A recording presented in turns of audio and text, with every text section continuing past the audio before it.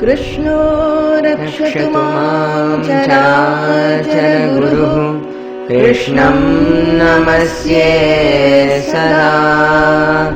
कृष्णेनैव सुरक्षितोऽहमसकृत् कृष्णाय दत्तं मनः।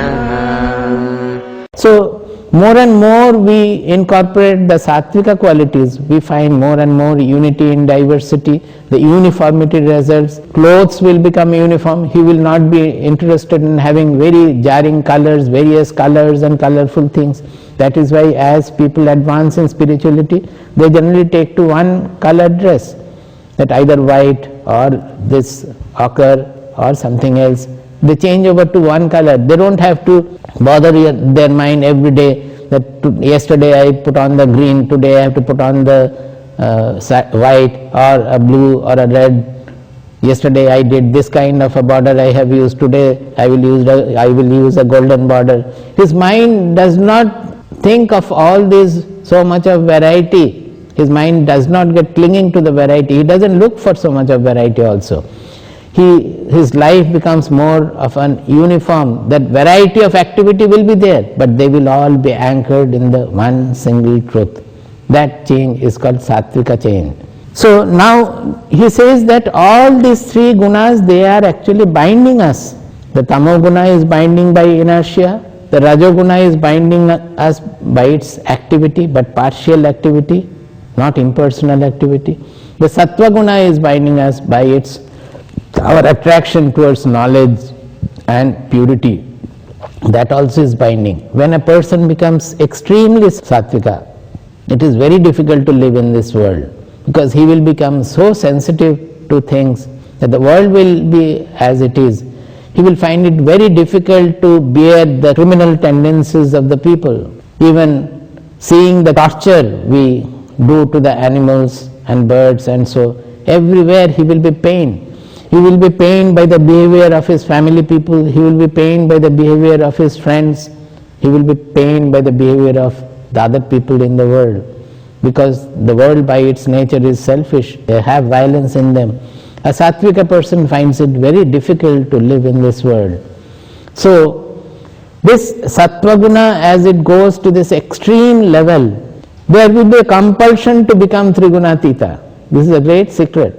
You cannot remain in that ni, sare gama padha ni, in that extreme sattvika state you cannot remain, because it will be punishing, and you will be forced to go to that transcendental level of gunatita, from where, although you are sattvic, you will be able to accept the world with all its variegated gunas. The different gunas will be displayed as the Lord who is gunatita, on whom the whole world is dancing with its three gunas of various manifestation, extreme manifestation of the gunas also. He also will be able to accept the world with the dance of its different gunas. There will be death, there will be birth, there will be torture, there will be goodness, there will be love, there will be unfriendliness, enmity, everything he will be able to take within him, as Krishna was doing throughout. He was always smiling, even in the war, even in the most severe cases of torture, he was smiling and smiling. So this gunatita level, that sattva guna, will force us to go to that gunatita level, where we will be compelled to get rid of the bandhana of the sattva. So the bondage of the tamoguna and rajoguna we can overcome by cultivating sattva. But how to go beyond this sattva guna bondage? Bhagavata gives beautiful shlokas, I will read it out. It is in the 11th skandha, 25th chapter, 34th and 35th verse. Nissango mam bhajet vidvan apramatto jitendriyaha rajastamaschabhijayet sattvasam sevaya munihi. Nissango mam bhajet vidvan, nissango mam bhajet vidvan apramatto jitendriyaha rajastamaschabhijayet sattvasam sevaya munihi. He says that the rajas and tamas, has to be overcome, has to be won over by cultivating sattva guna. How will you do it? Nissango mam bhajed vidvan apramattaha jitendriyaha. By practicing getting away from the worldly attraction, nissangaha, not giving indulgence to any kind of sangha, any clinging to anything, remaining asanga, vidwan, one who is given to the practice of knowledge, apramattaha, he has to be always attentive, pramada, pramatta, apramatta. Apramatta means he is very attentive, he is attentive to everything. What does it mean? Apramatta means it is opposite to the tamoguna. Tamoguna, they said, pramada alasya nidrabhihi. So pramada is a characteristic of the tamoguna, inattention. So that tamoguna is overcome by this apramattata, remaining attentive in everything. Overcoming rajoguna, we have to practice the sense discipline. We have to become jitendriyaha. Although this outer sense discipline is not the last word, we have to practice it. Without that, our mind will not become introvert, we will not be able to look within. But finally, it is the touch of the soul as we proceed inward that finally sublimates our indriyas. That we will come to later on. The next verse he says, how to win over then the sattva. Here he said that this is how we will win over the tamoguna and the rajoguna. And we are now under the clutch of sattva guna. Sattvam cha bhijayet yukto nairapekshena santadhihi sampadyate gunair mukto jivo jivam vihayamam. Sattvam cha bhijayet yukto nairapekshena santadhihi sampadyate gunair mukto jivo jivam vihayamam. He says, this is a beautiful secret instruction given here. He says to finally transcend the sattva guna, the way is nirapekshata, non-expectation. That is, in sattva guna also expecting to have knowledge, to have purity. We are always clinging to purity and knowledge. We are clinging to happiness, joy or cheerfulness. He says that we have to become absolutely non-expectant. He says, sattvam chabhijayet yukto nairapekshena shantadhihi, by becoming calm, and yuktaha, by getting anchored to the reality, you can say to Lord or to ourself, to our real identity.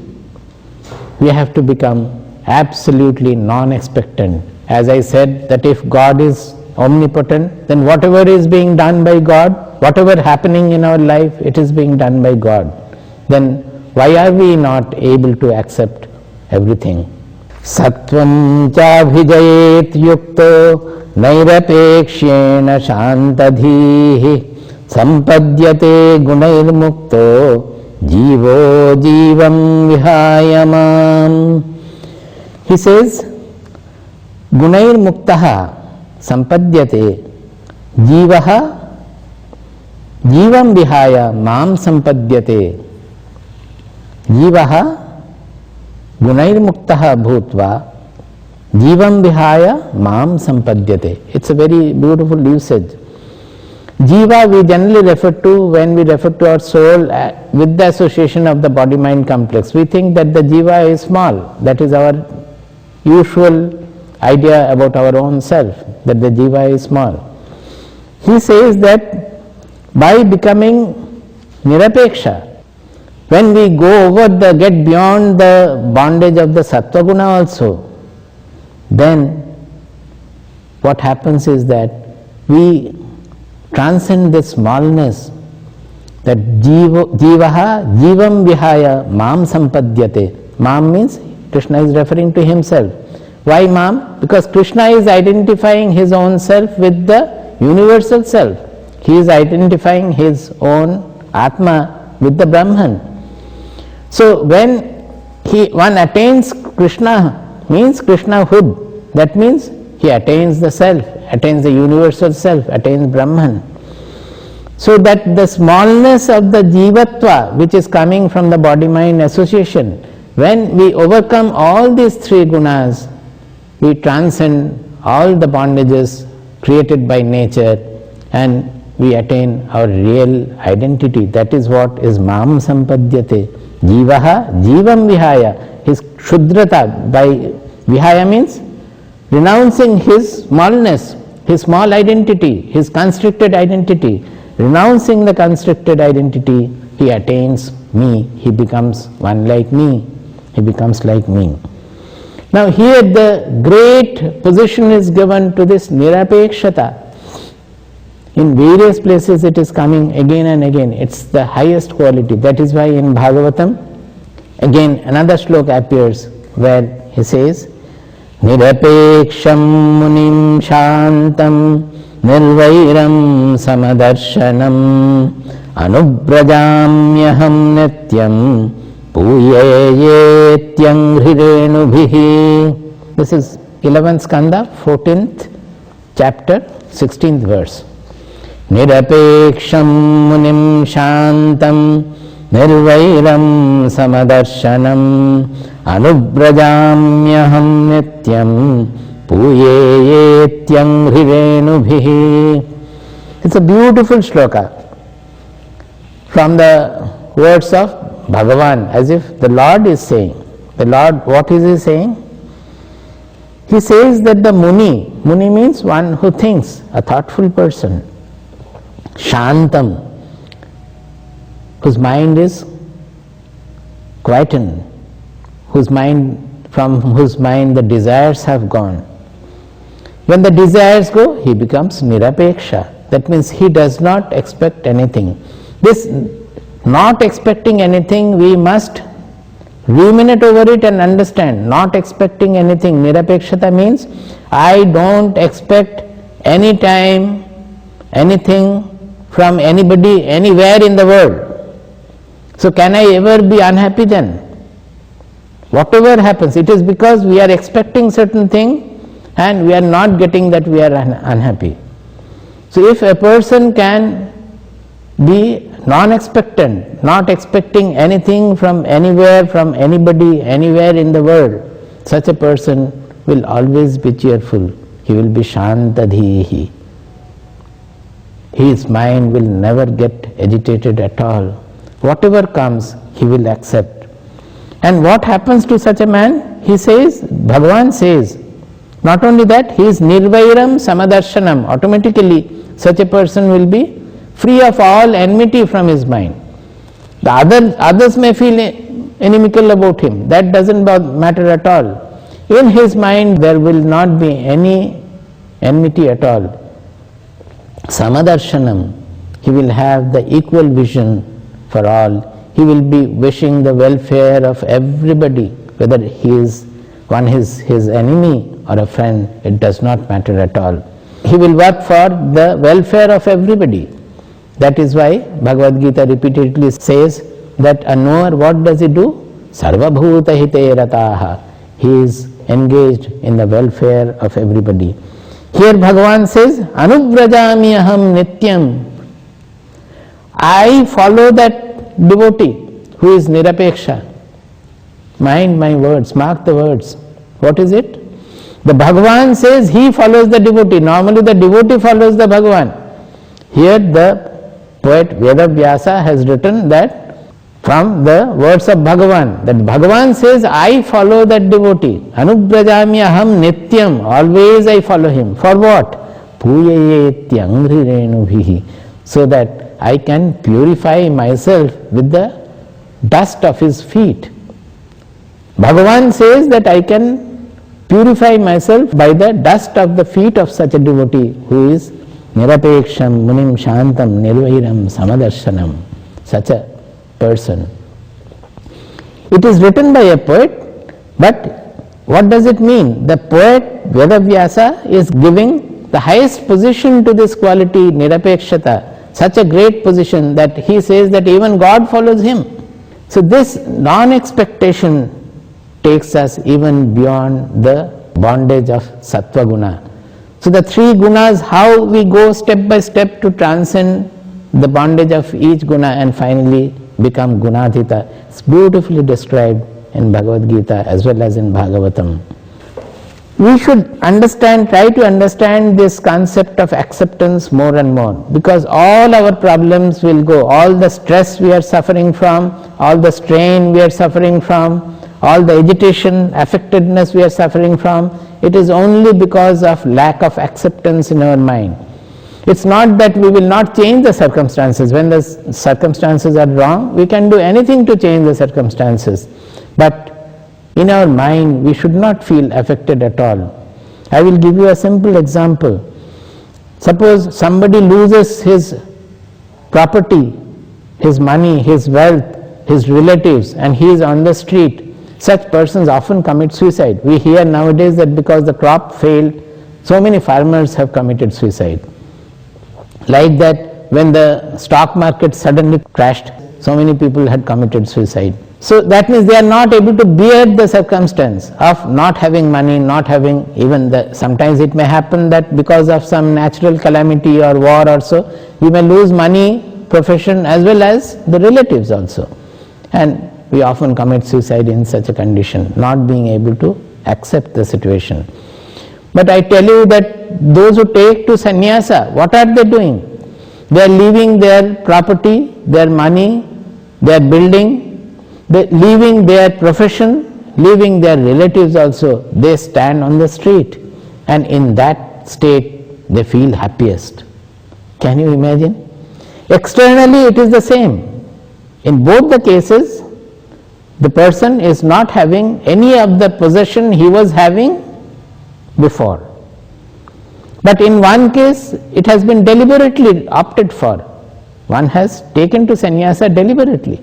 In the other case, he has not deliberately opted for such a situation, but he is not able to accept the situation also. That is why he is committing suicide.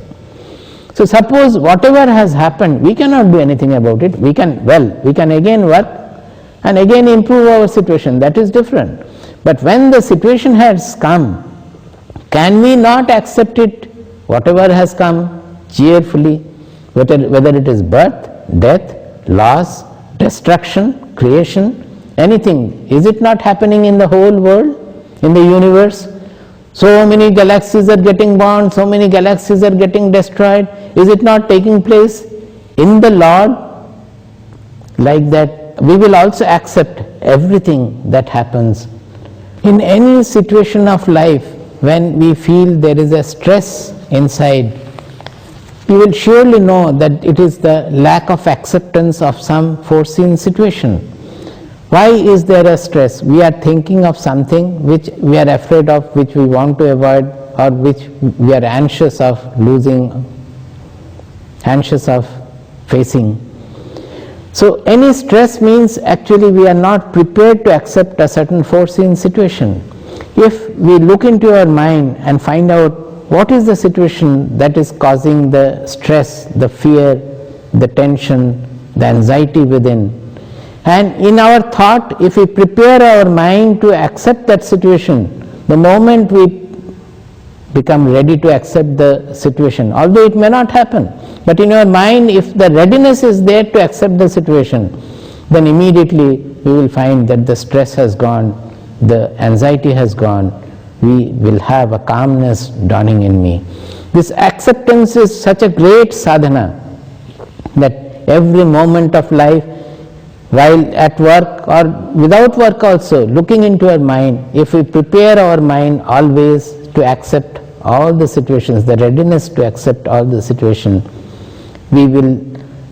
our mind will slowly be taken to a very uniform, universal level of calm, unagitated state. I call it the acceptance button, that this to operate this switch, you don't have to move your hand as you have to move your hand to operate to switch on the light or so. It is in our own mind. We have just to look into our mind and find out where is that non-acceptance, and in our mind we have to prepare the mind, the readiness to accept that situation. That is operate the acceptance switch in our mind, and immediately we will find that there is great relief. It will increase our efficiency, it will increase our excellence in work. Everything will be, we will be able to perform everything much better, because the mind will be in a harmonious state, in a peaceful state. It will not be anxious, it will not be agitated. I feel like telling about something which happened in my Purvashrama. We had gone to Amarnath. My Purvashrama parents were also there. Everybody was on horseback. I was walking. While going to Amarnath, there was a very steep incline, and everywhere that year everything was snow-clad. For about 6 or 7 kilometers of the path, it was all covered with snow. It was an unusual snowfall.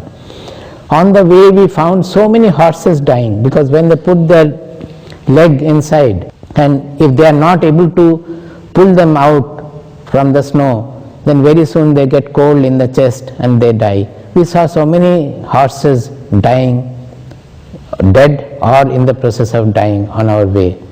While going in that steep incline, we used a stick and the waterproof raincoat to slip and glide down that incline.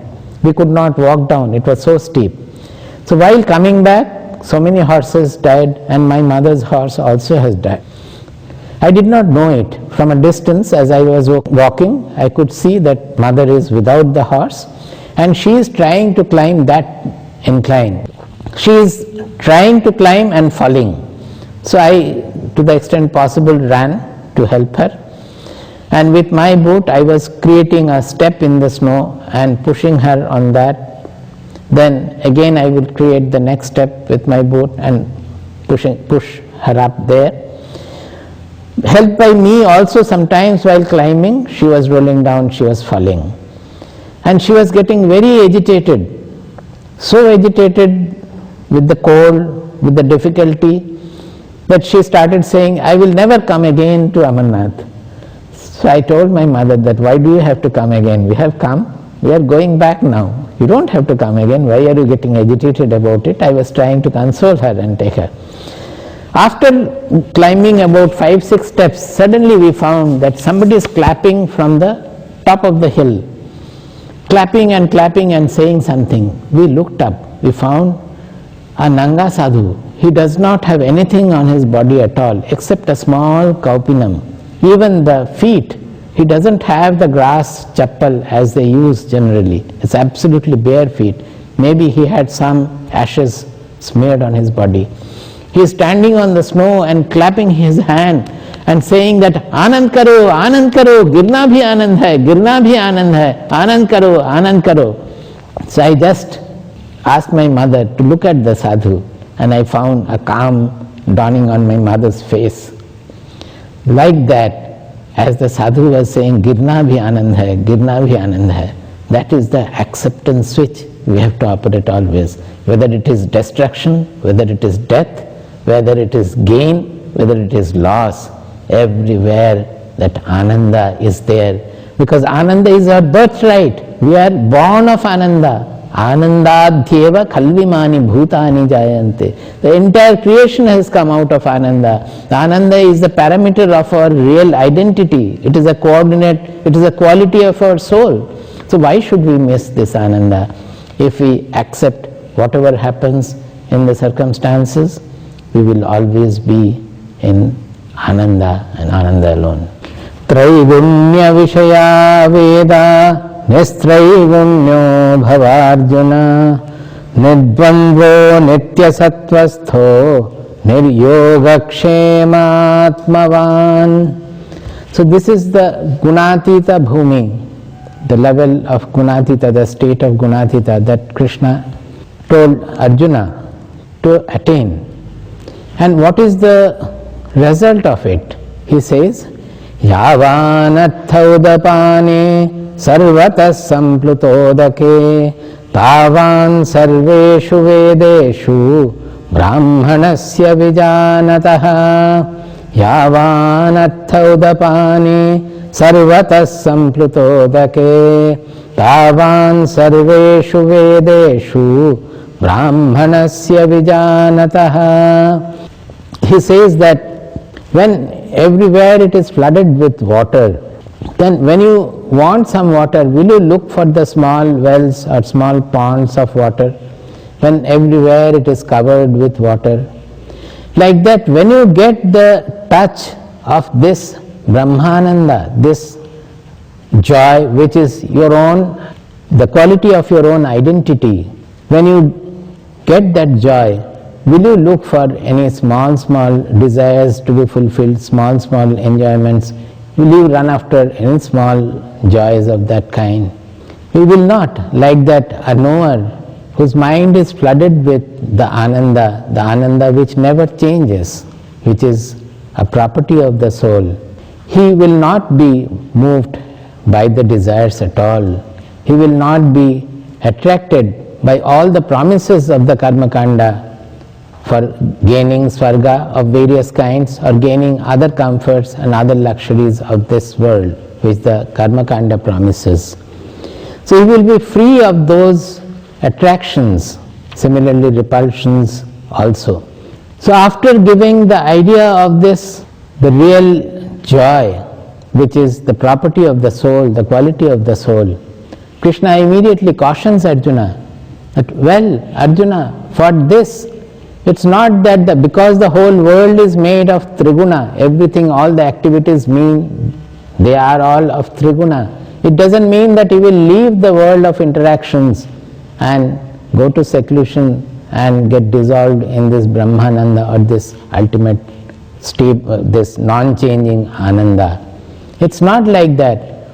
You have to divinize your all interactions, so that in everything, in sukha, dukkha, labha, alabha, in success as well as failure, in victory as well as defeat, everywhere you will not be missing this Ananda at all. As I said, girna bhi anand hai, girna bhi anand hai.